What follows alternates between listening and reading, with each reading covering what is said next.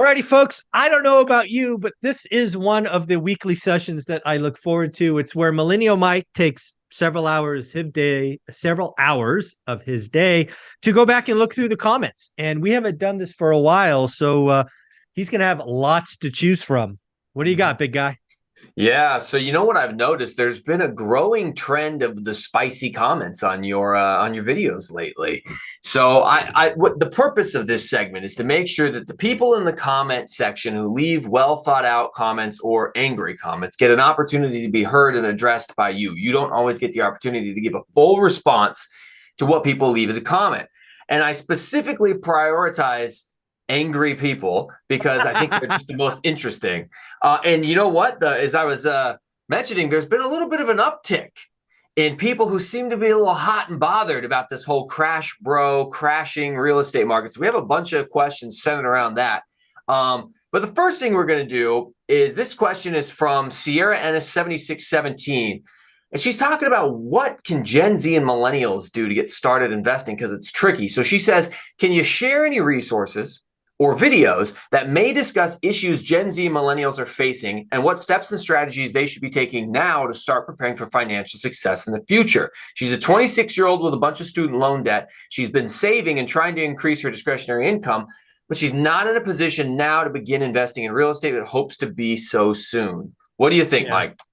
Well, I think this is an example of why Dion is the teacher, right? When we talk about all the people around us, Dion from Dion Talk is where I would send her first. And Dion is a great example that when he made the decision to, start his journey, the first 24 months was just getting ready to get ready, which is where it sounds like Sierra, whatever the long number was, is at.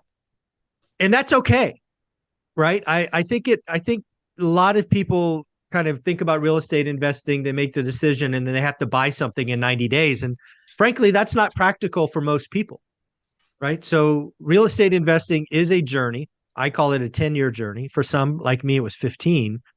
But the first 2 years may just be getting educated, maybe structuring debt, maybe saving down payment, might be understanding what your credit rating is or credit score is.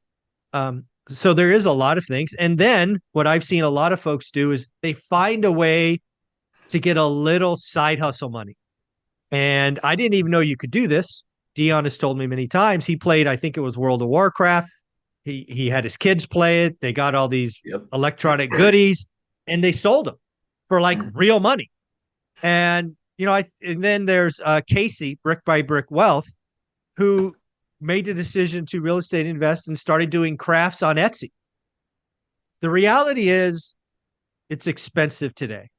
Lots of people are living paycheck to paycheck. As Anna Kelly has told us repeatedly, you've got to live below your means, but sometimes you have to increase your means. So, I don't know Sierra's story in detail. I know plenty of people in their 20s with student loan debt that want to get started that feel like it's not possible. I would tell her a couple of things. One is it's absolutely possible. I wrote a book called 15 Conversations with Real Estate Millionaires because there's umpteen million ways to get it done. And then that book has 15 stories. There's a lot of people that want to do it and could do it with side hustle. It is absolutely possible. I hate the attitude of, hey, I'm young, I've got debt, I can't do it. Bullshit. Lots of people in worse situations than you did it. Just understand it might take for 4 years, Dion had one purchase. It was a house hack. And he's financially free in like 8 years. It's okay. This thing does compound.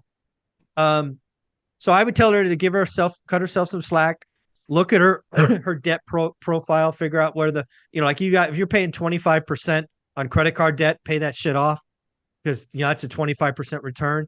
I would challenge you to think about a side hustle or changing jobs or something. There are ways to extend your income. But I would tell her there's plenty of people that got started in worse situations. So be encouraged by that. It's never easy.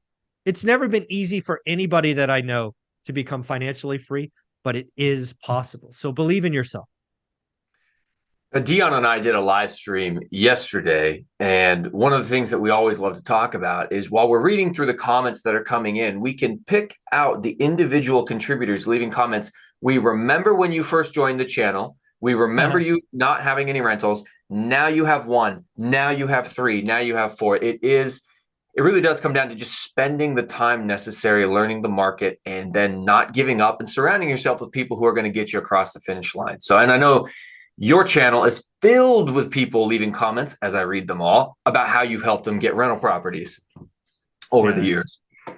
Yeah, it keeps me coming back, all the positive comments. So if I've helped you and sent you a card, leave notes below. Make sure it's even I need to have the battery recharged. So leave positive comments. I see all the spicy ones, but we can also leave positive comments. It's okay.